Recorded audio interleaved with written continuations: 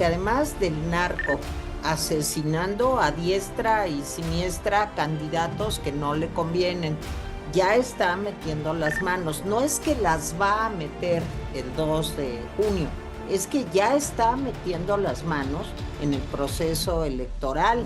En estos últimos 5 años y medio es cuando más visibles están en la calle los grupos del crimen organizado.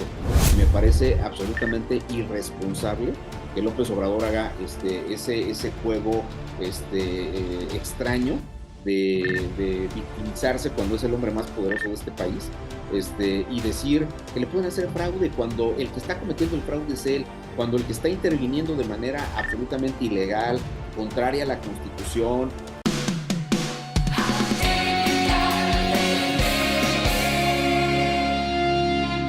Hola, ¿cómo están? Me da muchísimo gusto recibirlos el día de hoy en Valle de Lágrimas, aquí en Atypical, como todos los miércoles a las 12 del día.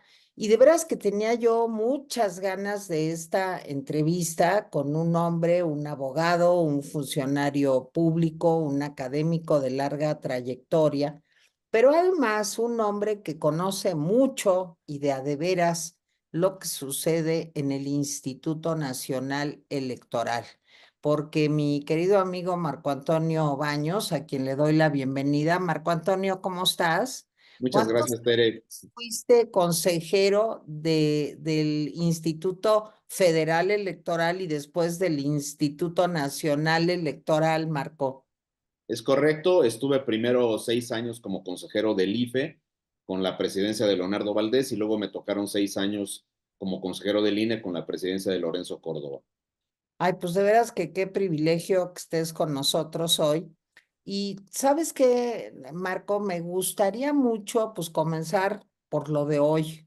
Luego, si quieres, hacemos tantita historia, pero vemos con mucha tristeza y preocupación que el presidente López Obrador todos los días se queja del Instituto Nacional Electoral. Digo, hace apenas unos días se le solicitó al presidente pues que cortara, editara una entrevista que le hizo una periodista rusa, eh, porque pues para variar hacía proselitismo y campaña electoral a favor de la candidata de su partido. Y el presidente pues se la pasó diciendo en las mañaneras durante varios días, pues que esto era limitar su libertad de expresión, que todo mundo podía decirle lo que quisiera, pero que él no podía hablar nada, pues porque el Instituto Nacional lo impedía. ¿Cómo ves esto, Marco Antonio? Te digo, como para empezar por una hebrita de esta madeja tremenda que estamos viviendo los que creemos en la democracia en México. Mira, Tere, creo que tocas uno de los temas más delicados que forman parte del entorno del actual proceso electoral, porque quizá el dato más contundente para poder ejemplificar lo que está haciendo el presidente de la República es que en los sexenios del presidente Enrique Peña Nieto y del presidente Felipe Calderón, solamente hubo 2 ocasiones en las cuales las autoridades electorales le emitieron alguna cautelar o alguna decisión en la cual les decían que tenían que cesar algunas conductas porque podrían ser violatorias del artículo 134 y del 41 de la Constitución. En ambos casos, la verdad de las cosas es que dejaron de intervenir fuera de las posibilidades que tienen conforme con la Constitución, tanto Calderón como Peña. Pero en el caso del presidente López Obrador lleva 35 ocasiones en las cuales el Instituto Nacional Electoral y el Tribunal Electoral le han señalado claramente que su comportamiento se aparta de la Constitución. Eso por un lado. Eso entonces indica, Tere, un comportamiento sistemático de parte del presidente. Y curiosamente, hay que también referir este dato. Fue en 2007 cuando estas restricciones que dicen que los servidores públicos no deben usar recursos públicos para las elecciones y tampoco deben traicionar los principios de imparcialidad y de neutralidad, Estas restricciones se subieron a la Constitución en el año de 2007, impulsadas por el entonces ex candidato a la presidencia de la República, Andrés Manuel López Obrador, hoy presidente de la República. Podemos estar de acuerdo que después de ya varios lustros, quizá esas disposiciones constitucionales son un poquito rígidas, pero están vigentes. El problema es que están vigentes y el detalle está en que en el origen de esas restricciones fue justamente el presidente López Obrador el que estuvo detrás. Entonces, la pregunta es, ¿por qué, sabiendo él que está con su comportamiento violentando las normas constitucionales, no se quiere ajustar? Y para mí la respuesta es que el presidente de la República lamentablemente se ha colocado en la situación de aquella parodia que vimos en la película de la Ley de Herodes, donde pues el presidente municipal Vargas podía construir las normas constitucionales que se le ocurrieran, las que le convinieran. Así que el presidente ha inventado un concepto de apego a la Constitución, un concepto de democracia, un concepto de pueblo, que son los que a él le convienen, los que lo mantienen vigente con una base de legitimidad construida por la vía de los programas sociales, por la membresía de más de 28 millones de personas que tienen algún beneficio con los programas sociales, y entonces el presidente de la República ha dividido al país, lo ha polarizado y ha colocado de un lado los que están con él y del otro lado todos aquellos que no se encuentran con él. Entonces el presidente de la República, como populista que es, como ocurre en su momento con Hugo Chávez, como ha ocurrido con Maduro en Venezuela, como ocurre con Daniel Ortega, un personaje nefasto en Nicaragua, como lo que ocurre en un entorno distinto, pero ocurre finalmente con Nayib Bukele en El Salvador. Pero si te das cuenta, él utiliza este discurso de polarización que le ha generado un cierto beneficio político a su movimiento, a su grupo, pero también el presidente de la República, en ese populismo exacerbado que maneja, se sigue manteniendo como que si él fuera la víctima. Es increíble Claro. lo que ocurre, o sea, tú escucha, Tere, tú que eres una periodista de una gran tradición, de una enorme presencia e importancia en los medios, tú sabes muy bien, Tere, que el presidente López Obrador tradicionalmente en los últimos, ya no son 18, 23, 24 años, se ha mantenido como la gran víctima de todo lo que ocurre en el entorno político de este país. Sí, nada más que ahora, desde hace poco más de 5 años, es el presidente de la República. Está por expirar su mandato y sigue haciéndose la víctima. Son los neoliberales, como que si ser neoliberal fuese un pecado, ¿no? Para decirlo en el lenguaje religioso que luego maneja el propio López Obrador. Es algo malo ser neoliberal, es algo malo querer desarrollarte, es algo malo querer trabajar para ganar tus oportunidades, es algo malo ejercer tus derechos para desarrollarte como persona en el campo profesional, en el campo político, en el campo académico. Eso para López Obrador es terrible, pero eso es lo que son los neoliberales. Y para Pero eso, esa situación es indebida. Y entonces construye un concepto de pueblo donde el pueblo pues, son todas las personas que lamentablemente están en pobreza extrema. Por cierto, muchos generados en el propio sexenio de López Obrador. Y esa es su base de legitimidad. Le ha resultado demasiado cómodo dividir al país y entonces atacar a todos los que no están con él, pero mantenerse con una base electoral construida por la vía de los programas sociales.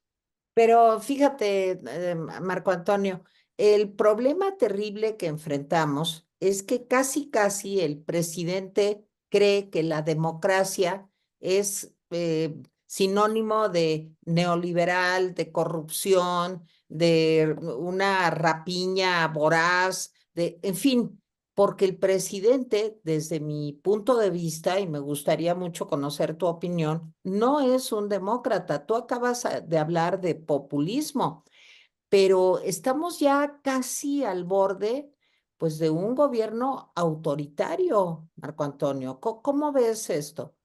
Mira, yo estoy totalmente de acuerdo contigo y déjame, más allá de lo que muchos prestigiados analistas han dicho y lo que hemos reflexionado en programas como el tuyo, yo creo que López Obrador ha traicionado la primera gran responsabilidad que tiene un servidor público, más un servidor público que proviene de un proceso legítimo, de un proceso electoral democrático que permitió que una enorme cantidad de personas en las urnas le dieran su confianza. ¿Cuál es esa traición que ha cometido el presidente a una de sus responsabilidades esenciales. La principal responsabilidad de un servidor público es apegarse a las normas, a lo que dice la Constitución, a cumplir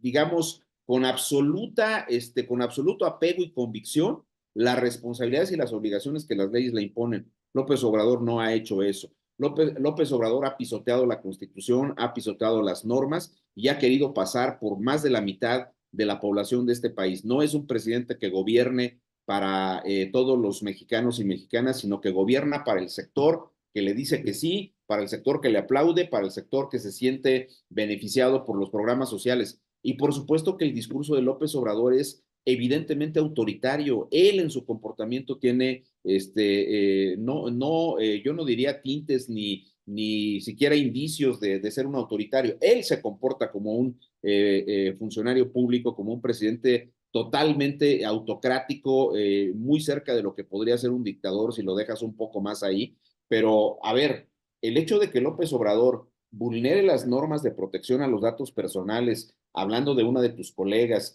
Claro.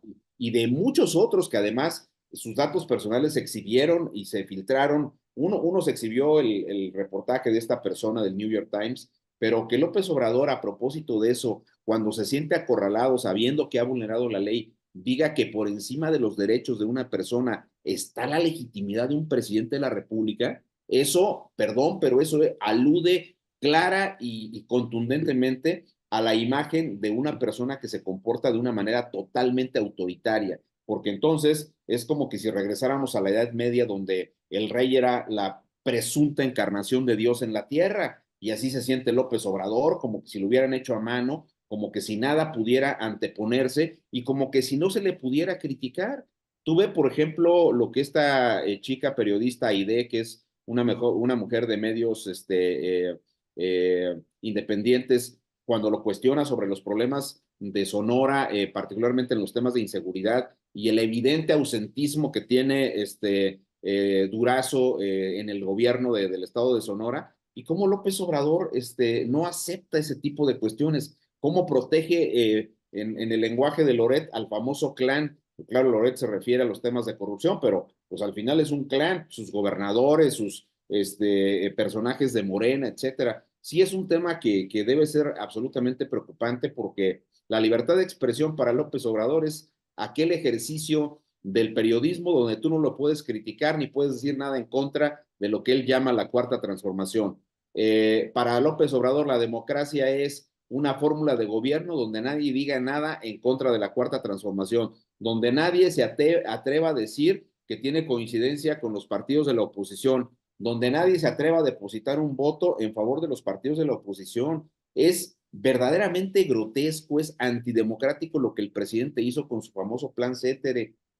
Cuando sale y nos dice a propósito de las elecciones del Estado de México, más o menos por ahí de los últimos días de marzo del año 2023, cuando Sí. venían las elecciones de Domex y Coahuila, sale y dice que pues no pasó el plan A, que era la reforma constitucional que desaparecía el INE, el plan B estaba en toda esta bronca que se vivió el año pasado, la Corte lo estaba sacrificando, la Corte reaccionaria que apoyaba a los neoliberales, a la derecha y a todo el mundo encarnado en el infierno para López Obrador, pues ahora resulta que López Obrador llama en ese momento a un plan C. ¿Y en qué consistía?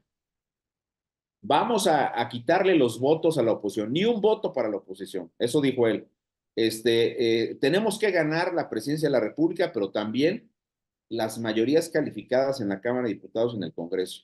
Y por tanto, él pide que no se vote por la oposición. Eso, perdón, pero no, más allá de que si eso es o no una restricción constitucional, más allá de si eso vulnera normas que afectan la equidad en la contienda electoral, alude al talante antidemocrático de un jefe de Estado que no tiene tolerancia, que no es capaz de permitir la coexistencia, la convivencia con las fuerzas políticas de la oposición, que además, Tere, tú y yo lo sabemos muy bien, desde hace muchos años hemos militado, nos ha tocado ver la transición política de nuestro país y nos ha tocado ver cómo se ha abierto ¿Cuál es la gran diferencia entre ese régimen de 71 años de partido único del PRI con lo que tiene López Obrador? Que al final de cuentas aquellos presidentes de la República fueron proclives a la apertura, fueron proclives a permitir y a saber que ya la sociedad no iba a permitir absolutamente más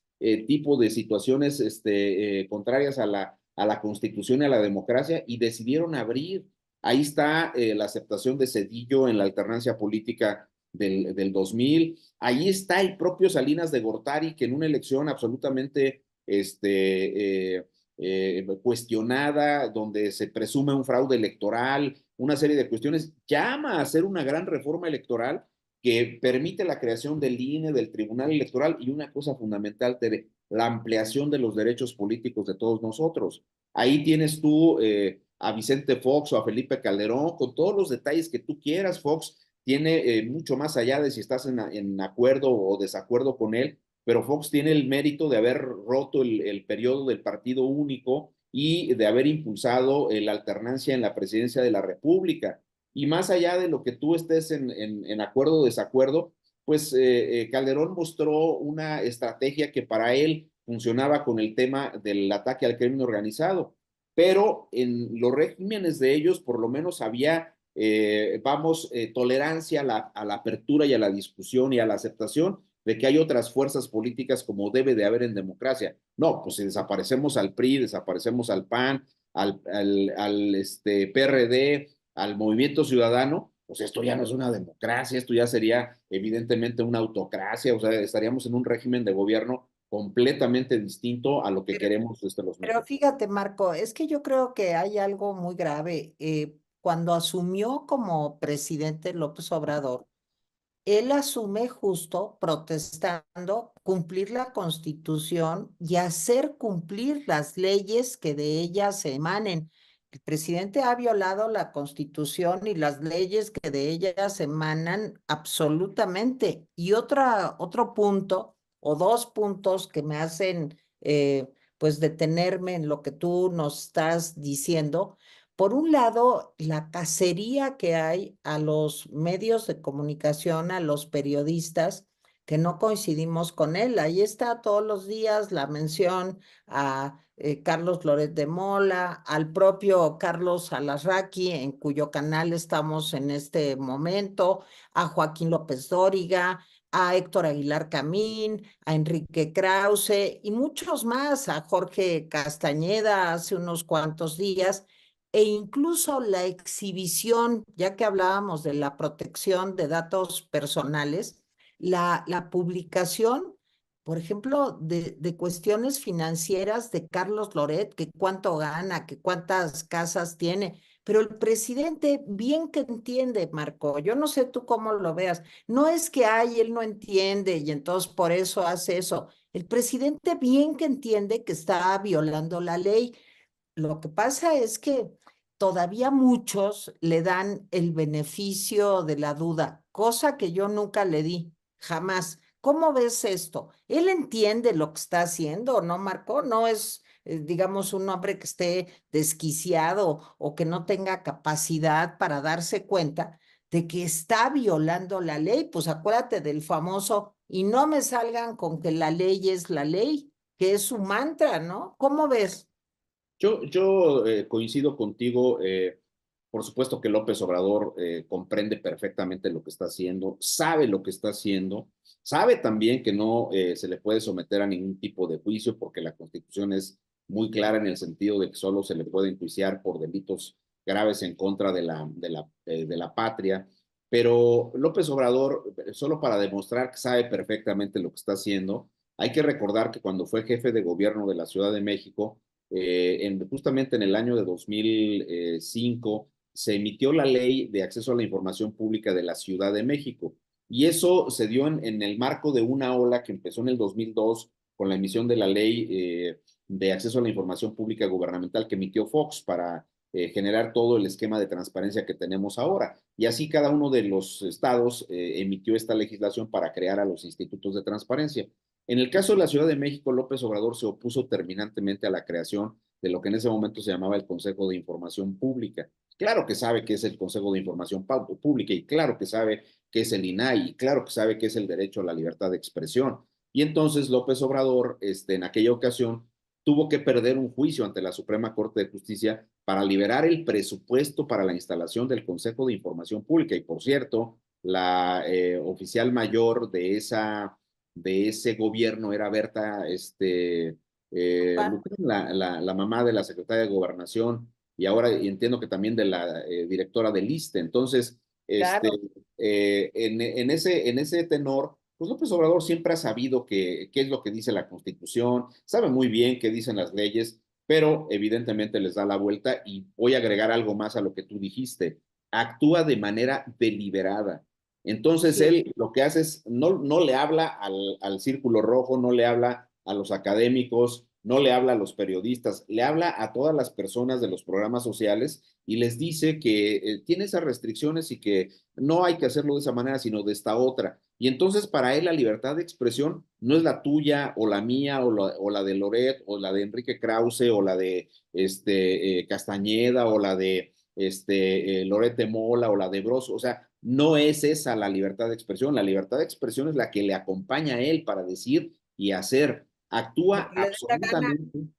Actúa absolutamente de una forma deliberada, incumple la Constitución de una manera absolutamente deliberada. Lo hace, como dirían en nuestros pueblos. Yo crecí en una comunidad de gideones, entonces se usaba mucho una expresión que decía, lo hace adrede, lo hace Así es. porque sabe que está buscando un determinado efecto. Y entonces, él se va a caracterizar como el presidente que más veces ha sido, digamos, apercibido de que su comportamiento es contrario a la Constitución que él ha querido conmemorar, la Constitución que en el fondo le importa poco porque pues vimos que en lugar de irse a la tradicional conmemoración de la promulgación de la Constitución del 17, se quedó encerrado en el Palacio Nacional para presentar las iniciativas de reformas constitucionales. Bueno, es que iban los otros poderes, iba Norma Piña, y eso pues no lo tolera porque no hay nadie que le pueda decir detente,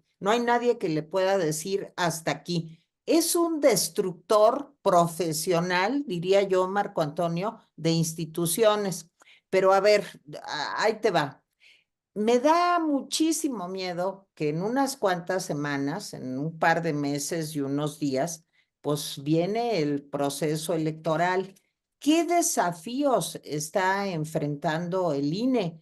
Porque yo también veo un INE, Marco, y tú lo conoces desde dentro, pues a veces mirando para otro lado, a veces no cumpliendo tan contundentemente, digamos, su función. Lo que pasó con los espectaculares de Claudia Sheinbaum, de Adán Augusto, de Marcelo. Y bueno, pues sí, no, pero sí siento que del vigor que tenía una institución tan importante para garantizar uno de los, digamos, mandatorios de la democracia, que es respetar el voto ciudadano, pues que a veces como que tampoco se está cumpliendo, te digo, con fuerza, con vigor, con contundencia, pues todo lo que se le debería de estar diciendo al presidente. Sé que a lo mejor te pongo en una situación complicada, pues porque tú has sido parte del INE, pero ¿cómo ves este INE de la señora Tadei?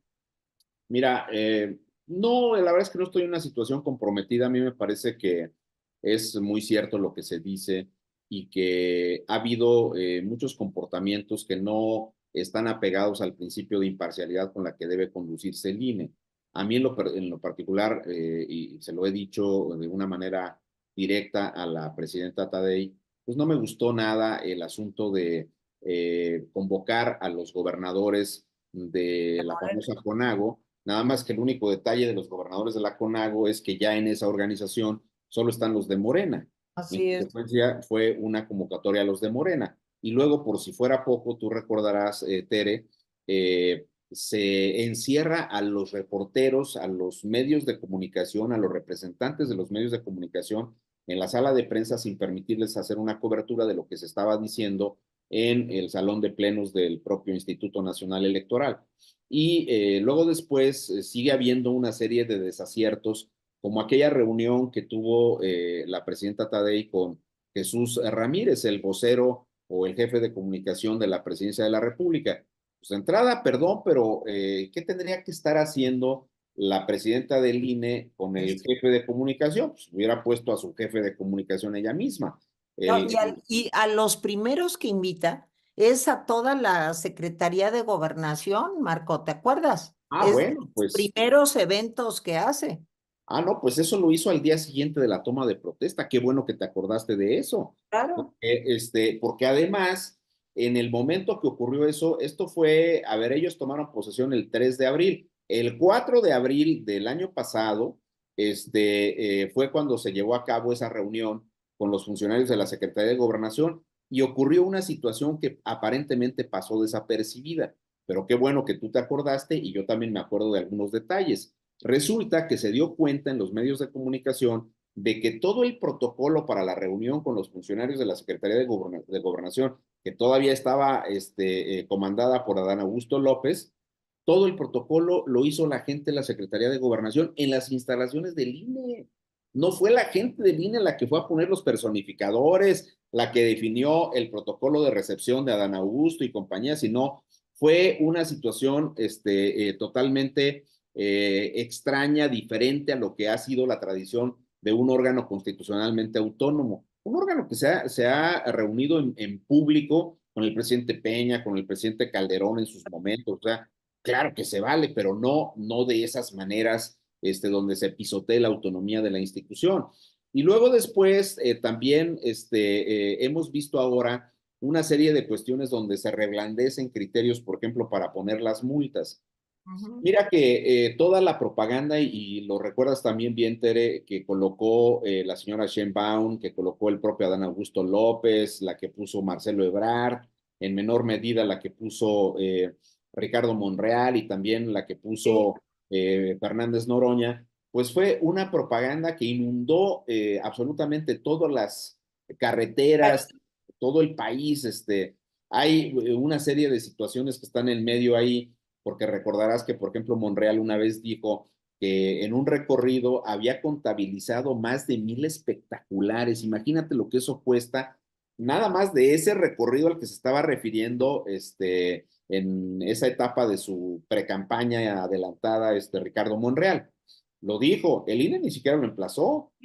O sea, ni siquiera en el proceso de investigación, porque el INE de manera oficiosa debió haber dicho, a ver, señor Monreal, usted dice que 1,000 espectaculares, a ver, presente las pruebas de lo que está diciendo para ver si esos espectaculares coinciden con los que tiene la autoridad registrados.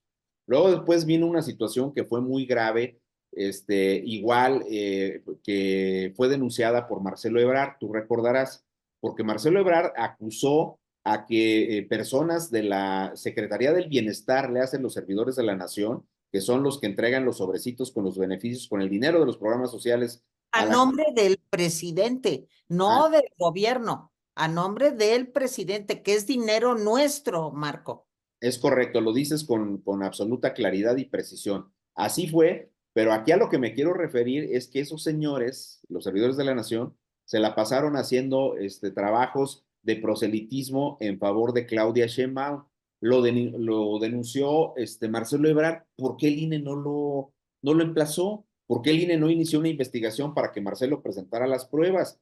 Y luego después ocurre una situación que entre el INE y el tribunal se vuelve también muy rara, porque cuando el INE termina la revisión de los gastos realizados en los procesos políticos de la alianza gobernante, la de Morena, el Verde y el PT, y la de la oposición, la del PAN, PRI, PRD, determina que en el caso de Morena debe haber una multa por 63 millones de pesos.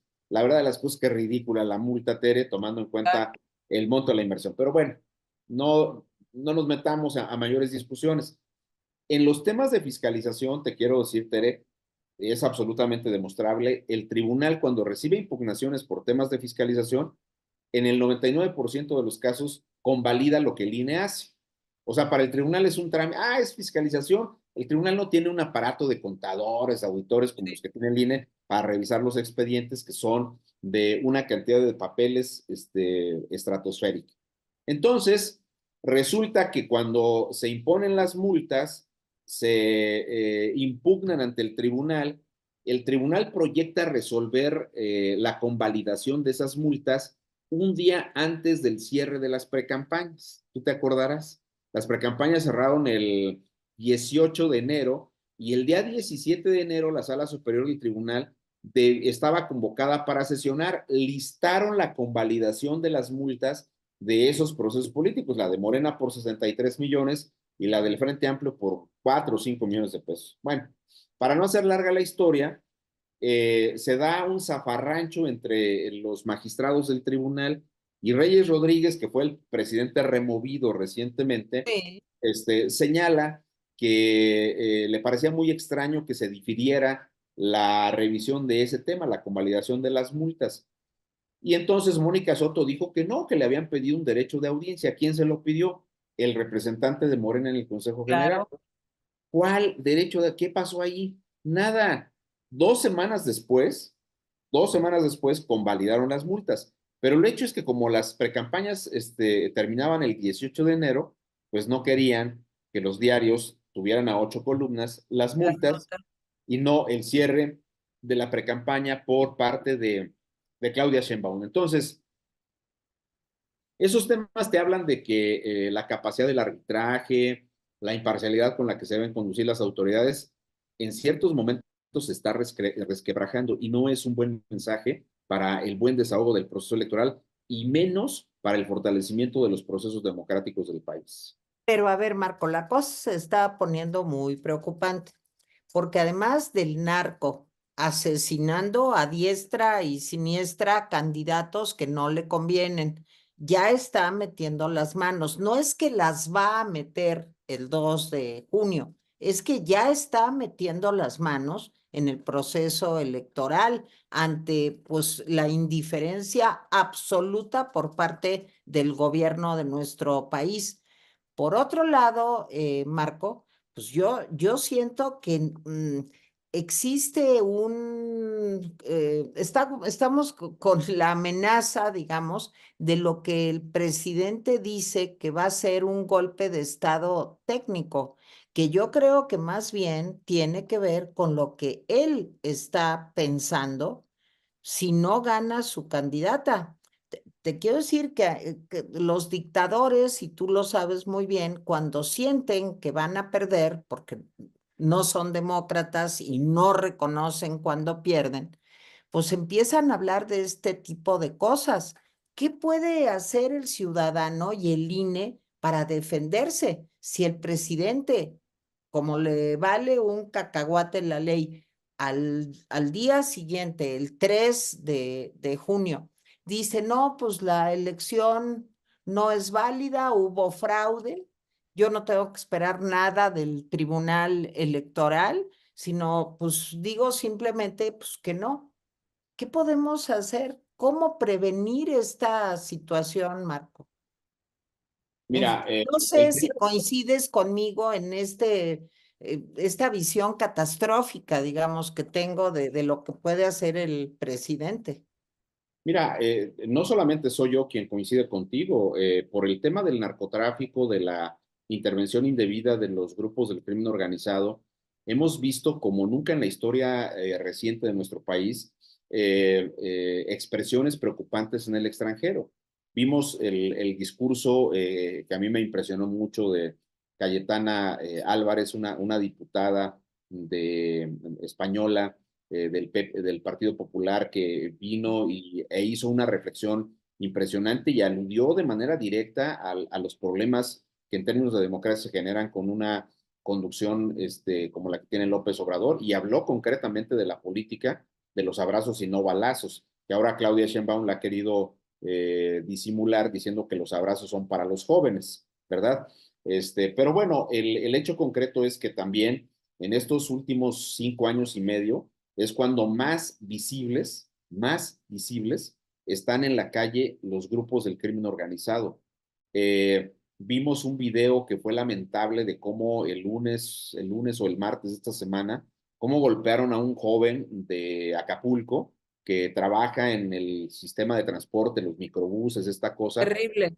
terrible cómo lo golpearon, y luego vimos o escuchamos las muy lamentables declaraciones del secretario de gobierno, que hoy lo despidieron, por cierto, a él y al Sí, secretario de Seguridad de Pública del seguridad. gobierno de Guerrero, pero diciendo que no, que era un video viejo, y además hizo que la gobernadora dijera, que también tiene mucha responsabilidad, pero como quiera, la gobernadora dijo que este muchacho andaba en malos pasos, cosas de esa naturaleza. Siempre dicen eso. Es increíble, pero bueno, ¿a Sí. dónde queremos llegar? Que están más presentes que nunca los grupos del crimen organizado y que eso ha motivado que, por ejemplo, en algún momento Norma Irene de la Cruz, que es una de las consejeras del INE, pues haya pedido que los partidos tuvieran mucho cuidado para que en las candidaturas no se filtrara gente del crimen organizado y que no aceptaran dinero de los grupos del crimen organizado en las campañas. Pero Es un, ya lo estamos viendo, Marco. todos los Ya días lo los vemos. estamos viendo. Y luego, más terrible lo que hizo Felipe de la Mata, que puedo entender que pues, generó una enorme discusión pública, pero es un magistrado que está diciendo que tuvimos presencia del crimen organizado en las elecciones anteriores y que las vamos a tener ahora. Pues sí, pero entonces, ¿por qué no anuló la elección de Tamaulipas? ¿O por qué no Claro. anuló la elección de Michoacán, donde Ramírez Bedoya fue el candidato que ahora es gobernador y que recibió apoyos del crimen organizado? No lo digo yo, lo dice la sentencia del tribunal que convalidó la elección de Ramírez Bedoya. Y ese señor que ahora es gobernador, apoyado por los criminales de Michoacán, por los narcotraficantes en Michoacán, pues le acaba de decir a los candidatos en Michoacán que no anden acercándose a los del crimen organizado, que porque mejor se acerquen con el gobierno. O sea, de veras, en serio, estamos en el colmo del cinismo, lo que está pasando. Pero es una política errática de López Obrador que ha Para no estado. hablar de Guerrero, que es tierra de nadie. O sea, tú sabes que ayer se pidió en el Senado que hubiera una desaparición de poderes. Bueno, están desaparecidos los poderes. De hecho, ya en Guerrero, pues nadie gobierna más que el crimen organizado. Y lo que yo me pregunto, ¿se van a poder instalar todas las casillas en territorio nacional? ¿O hay lugares, como pasaba en la Colombia de Pablo Escobar, en donde ya no se puede entrar? ¿Cómo ves, Marco? Yo creo que, imagínate, en todos los distritos, el número de poblaciones, pues que a lo mejor ya no cuentan con la libertad de poder permitir el ingreso, ni que los ciudadanos estén participando, digamos, en el proceso electoral. ¿Cómo ves esto? Yo creo que en unos 15 días, Tere, vamos a saber a ciencia cierta qué tantos problemas reales está teniendo el INE para instalar casillas.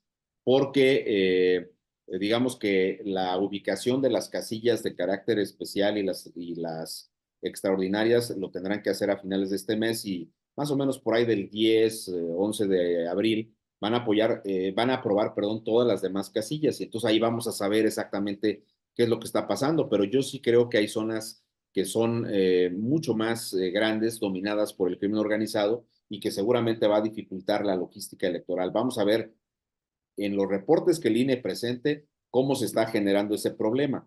Y vamos a ver también cómo evoluciona esto que decías hace un momento de esta El discusión. autogolpe de Estado. Ajá, esta discusión donde López Obrador está jugueteando peligrosamente con estas reflexiones, porque lo hace como un juego, ¿no? Pues a lo mejor quieren un golpe de estado técnico, pensando en mi opinión, en algo que se ha venido filtrando por diversos columnistas. Hay columnistas que tienen información, según dicen, del equipo cercano de Claudia Sheinbaum, donde al parecer pues no es cierto eso de los 30 puntos. Pareciera que apenas rasguñan los dos dígitos y rasguñar dos dígitos podría significar 10 puntos de diferencia.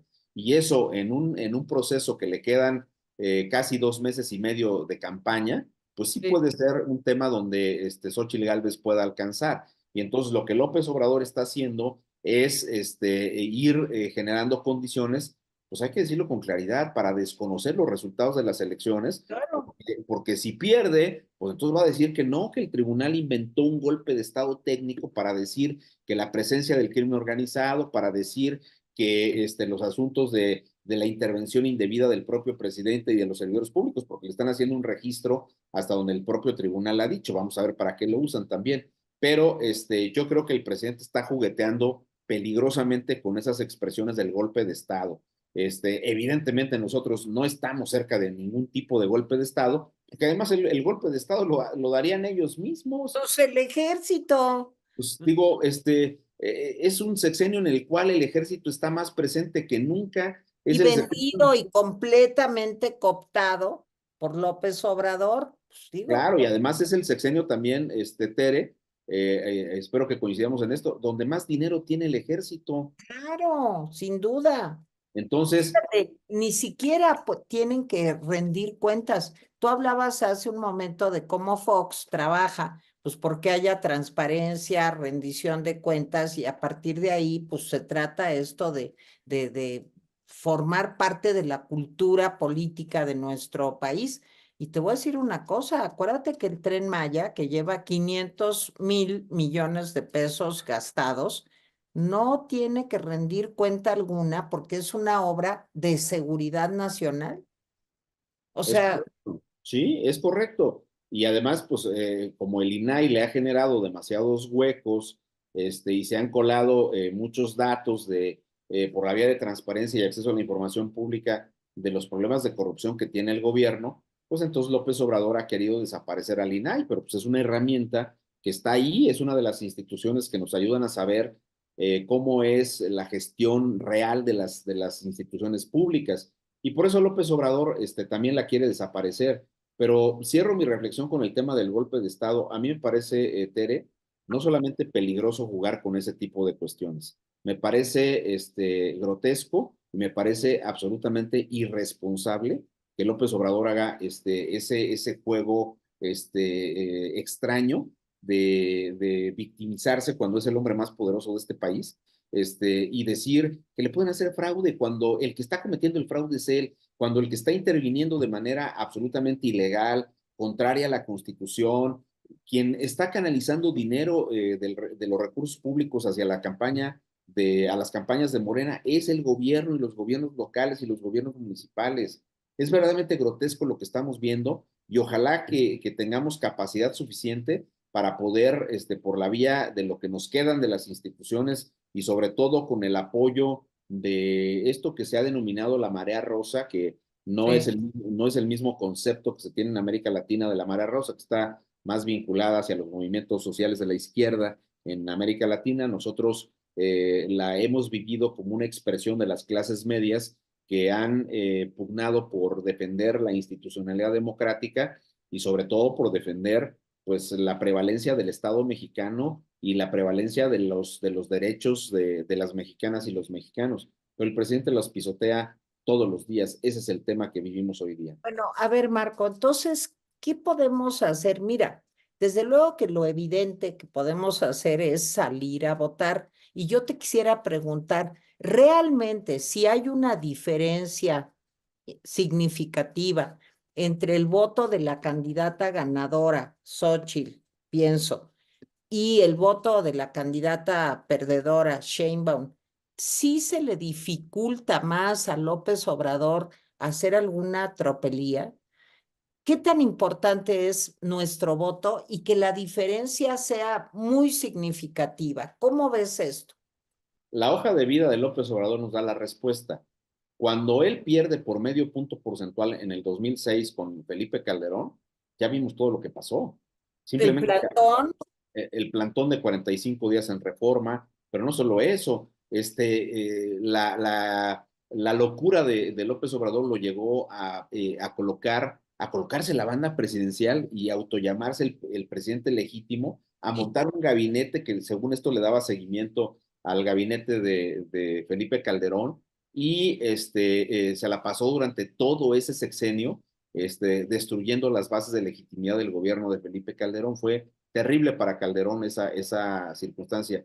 Cuando él pierde por una cantidad de porcentual mucho más grande, que fueron como 7 puntos con Enrique Peña, Peña, el comportamiento fue completamente distinto. Entonces, creo que lo que se tiene que hacer es sensibilizar a la gente de que si realmente se está analizando y se está visualizando de manera correcta lo que está pasando en el país, evidentemente tiene que haber una cantidad mucho más grande de votos en las urnas para que la diferencia, si se da en esos términos que tú lo mencionas, pues no sea una diferencia que pudiera ser cuestionada, no 10,000, ni 15,000, ni 200,000 votos, sino 3 o 4 millones de votos de diferencia que puedan hacer realmente un esquema de transición con estabilidad política para el país. Oye, Marco, ¿cómo funciona o cómo va a funcionar ahora lo del PREP, lo de los conteos rápidos? ¿Nos quieres explicar? Porque yo creo que es muy importante que la ciudadanía conozcamos, pues, cómo son estos mecanismos y qué tan importantes son. Cuéntanos, ¿no?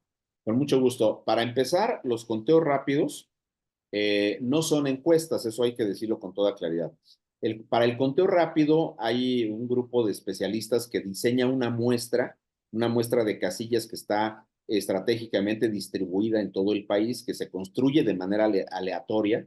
No es que los especialistas digan, ah, no, pues aquella y esta, no. Se Sí. hace una mecánica para poder definir esa muestra. Con base en esa muestra se suman los resultados de las actas de escrutinio y cómputo, los resultados definitivos. Cuando la casilla termina el escrutinio y cómputo de la elección de presidente, hay una persona que está sacando una fotografía del acta de escrutinio y cómputo y por la vía de una aplicación que está cargada en un celular, se manda hacia el centro de cómputo. Más Sí. o menos nos permite eso que hacia las 10 de la noche a más tardar ya se pueda tener la proyección de resultados del conteo rápido. Los conteos rápidos en México han sido extremadamente precisos y los programas de resultados electorales preliminares, los llamados PREPs, son mecanismos de suma de todas las actas de escrutinio y cómputo. Pero como ahora tenemos casillas únicas, son sistemas que trabajan de manera más lenta. ¿Por qué? Porque como es casilla única, ¿qué significa eso? Que en un solo lugar, en una sola mesa directiva, tú vas y votas por todas las elecciones que haya. Si tienes presidente, diputados, senadores, si tienes gobernador, Congreso local y ayuntamientos, pues tienes 6 elecciones. Cuando acaba la jornada electoral, tú tienes que hacer 6 escrutinios y cómputos. Y solo hasta que tú haces los 6 escrutinios y cómputos, integras el paquete y lo mandas a los consejos distritales. Y ahí, llegando al consejo distrital, se toman las actas y se alimenta el PREP. Por eso los PREPs terminan hasta 24 horas después del cierre de las casillas, hasta las 8 de la noche del día siguiente. Pero los conteos rápidos, en rigor, siendo una proyección de resultados, Es son más rápido. exactamente, son mucho más rápidos y más precisos. Y luego después lo que tú tienes que ver es que el conteo rápido, los rangos que te da el conteo rápido, estén soportados por el PREP. Y generalmente ha ocurrido así al menos en toda la historia que tiene el INE, así ha funcionado.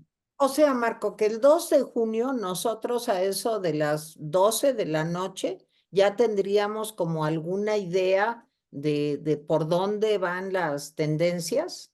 Antes de las 12, yo calculo, Tere, que hacia las 10 de la noche nosotros ya sabremos quién ganó la elección por la vía del conteo rápido. Fíjate, Marco, perdón que cuente yo una anécdota personal, pero a mí me tocó en 2006 estar transmitiendo desde el INE, desde el instituto, bueno, era IFE en aquella época. Y no sabes qué noche tan complicada fue. Transmitíamos juntos en aquella época Ricardo Alemán y yo. Y bueno, veíamos cómo pasaban los minutos y Luis Carlos Ugalde y lo que decía. Esta situación, ¿crees que se podría volver a repetir de que la diferencia fuera tan ajustada? Depende de nosotros, ¿eh? Si nosotros salimos a votar, no tiene por qué pasar esto, pero en la prospectiva que tú puedes hacer con tantos años de experiencia, ¿cómo ves esta posibilidad? Sería nefasta, creo, para la democracia. Sí, sería terrible porque tendríamos un proceso electoral, vamos, Cuestionado. que sería susceptible de cuestionamientos con un presidente que se negaría a reconocer los resultados porque una cosa sí es cierta en la historia política de López Obrador, nunca ha reconocido una derrota, Nunca. jamás ha Buen reconocido. tirano, como buen tirano.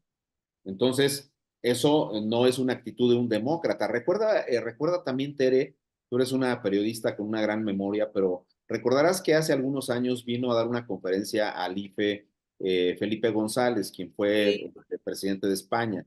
Y Sí, él, el título de aquella histórica, y déjame usar esa expresión, conferencia fue La aceptabilidad de la derrota. Entonces, en rigor a lo que se estaba refiriendo Felipe González es que es claro que es importante reconocer cuando se ganan las elecciones, pero es más importante para la democracia reconocer cuando pierdes las elecciones. En el caso de López Obrador, no se registra una sola vez que él haya reconocido que perdió.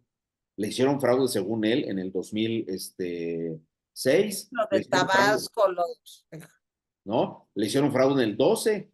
Ah, y en el 18 no es que el INE haya hecho bien las cosas. Lo que pasa que fue tanta la presión social que él llegó por el impulso de la ciudadanía a la presidencia de la República. No, es impresionante la forma en que López Obrador evade estas cuestiones, pero es típico de los populistas autoritarios que lamentablemente hoy día pululan por muchos países del mundo.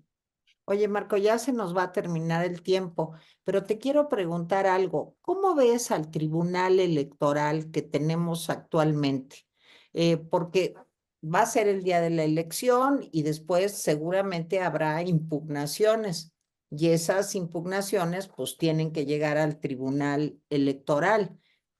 ¿Cómo se está dando todo ahí con tantos problemas que hubo hace unas cuantas semanas?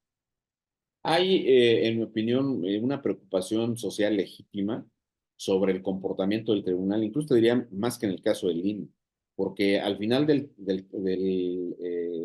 tema, pues el tribunal es el que va a decir la última palabra, es el que tiene la calificación de la elección y es el que tiene a su cargo la resolución de los medios impugnativos que se lleguen a presentar Claro. con relación a las elecciones.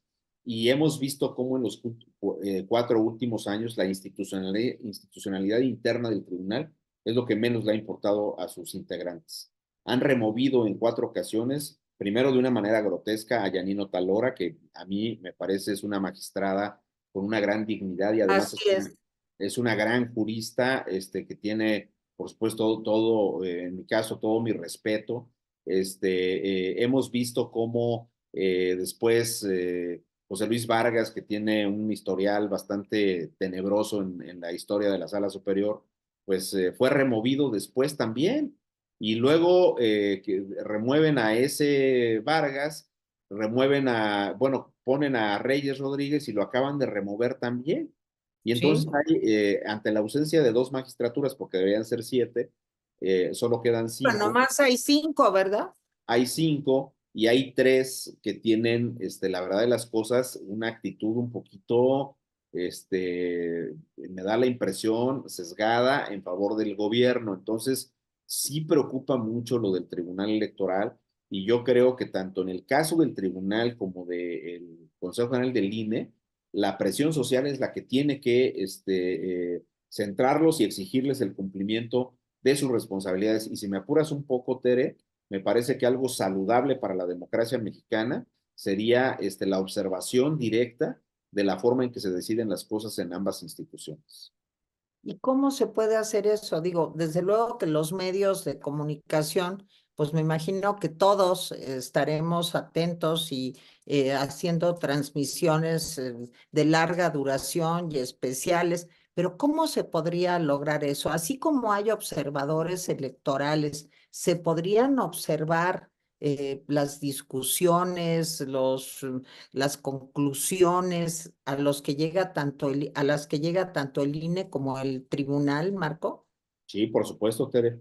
Y ¿Cómo? déjame decirte una cuestión. Me parece que las organizaciones ciudadanas, hay muchas que tienen un enorme prestigio, una Claro. actividad absolutamente acreditable en el entorno social, son las que deberían de hacerse cargo de construir mecanismos de observación del funcionamiento del INE y del tribunal.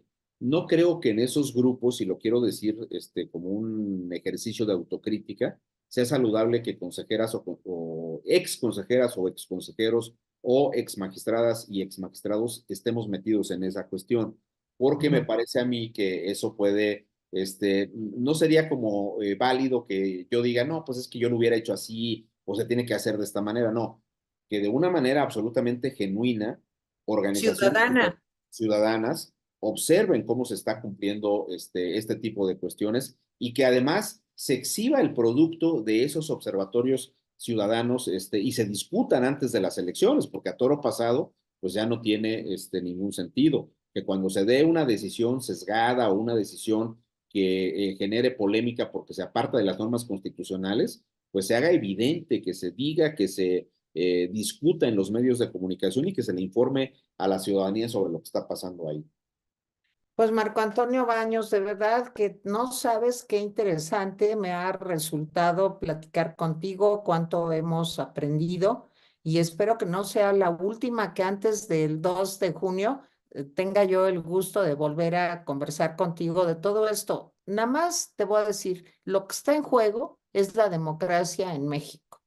Lo dices bien, y con la No más, democracia, el futuro de todos nosotros, de todas las mexicanas y de todos los mexicanos. No, para mí es un honor, Tere, sabes, al el contrario. enorme respeto y el enorme cariño que tengo para tu trabajo periodístico, y mi gratitud por considerarme y permitirme estar con tu auditor. Al contrario, Marco Antonio Baños, ex consejero del IFE y del INE, académico, abogado, doctor en Derecho. Muchas gracias, Marco Antonio. De verdad, te lo agradezco mucho. Ya ustedes, querido auditorio, queridos televidentes, o como se diga ahora, de Valle de Lágrimas en Atypical TV, les agradezco muchísimo que hayan estado con nosotros. Denle like si les gustó el programa y recomiéndenos siempre todos los miércoles a las 12 del día. Estamos aquí en Valle de Lágrimas hablando de los temas que nos importan a los demócratas en México. Muchas gracias. Gracias, Marco Antonio. Hasta Gracias, luego. Tere. Un saludo Bye. para todas y todos. Hasta luego. Muchas gracias.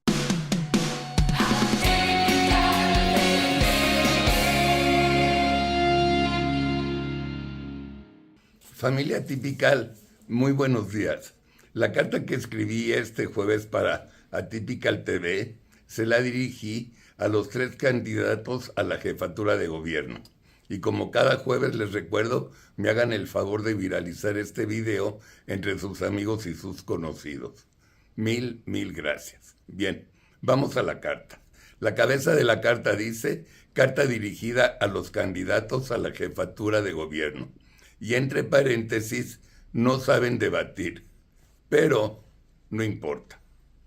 Estimados candidatos, este domingo que pasó, vi su debate. Lo vi por Atypical TV.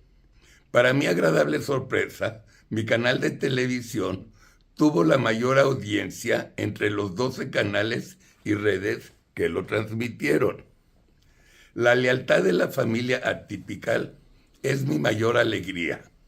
Somos una gran familia con un poco más de 2.5 millones de suscriptores en México, Estados Unidos y Europa, y en todas nuestras redes. Seguimos creciendo en programación y creciendo en auditorio. Todos los 54 seres humanos que colaboramos en Atypical TV, ya sea el gran talento de nuestras figuras, nuestro excelente equipo de producción que ya transmite con cámaras de quinta generación, nuestro incansable equipo de oficina y nuestro equipo de edición, postproducción y redes sociales, estamos muy, pero muy felices. Y estamos felices gracias a ustedes. Bueno, después de este pequeño anuncio, regreso al tema de la carta semanal. Vi a 3 candidatos con personalidades muy diferentes. Ni una mejor que la otra, simplemente diferentes. Vi un comportamiento idéntico de los 3. Como que no ensayaron mucho y apuntaron lo que iban a decir para que no se les vaya a olvidar. Los 3 se veían muy chistosos. Empezaban viéndonos y a los 15 segundos bajaban la vista para leer. Y a los 20 segundos después dejaban de leer y nos volvían a ver a los ojos. Estuvo muy divertido. En el contenido de cada candidato se veía claramente cuál iba a ser su estrategia. Clara, tratar de madrear a Santiago. Santiago le contestó cada vez y la pobre señora Brugada tenía que hacer gárgaras en la garganta para no atragantarse. El joven Salomón se equivocó de ciudad. El contenido de su participación cabría perfecto en un debate en Oslo, Estocolmo, París o Houston, pero jamás en un debate en la Ciudad de México. Y el colmo, su chiste de las palomitas fue la mamada más grande del disque debate. En fin, amigos, la pasé muy bien en su debate. No dijeron nada, pero sí estuvieron muy divertidos. Y para terminar, aquí les dejo mi clasificación del ganador. Primero y segundo lugar, Santiago Taboada. Por mucho, el más simpático e inteligente. Cuarto lugar, Salomón Chertorivsky. X. Onceavo y doceavo lugar, Clara Brugada. Ni cómo ayudarla. Por último, no saben cómo se me hacen lentos los días para ver el debate de Xóchitl y Titina el próximo 7 de abril. La madriza que Xóchitl le va a poner a Titina será inolvidable. Ya lo verán. Y para terminar, un aviso. El próximo jueves, por vacaciones, no habrá carta. Feliz fin de semana. Amigos, esta es la carta de esta semana. Cuídense, diviértanse y regresen sanos con todos sus seres queridos. Buenos días.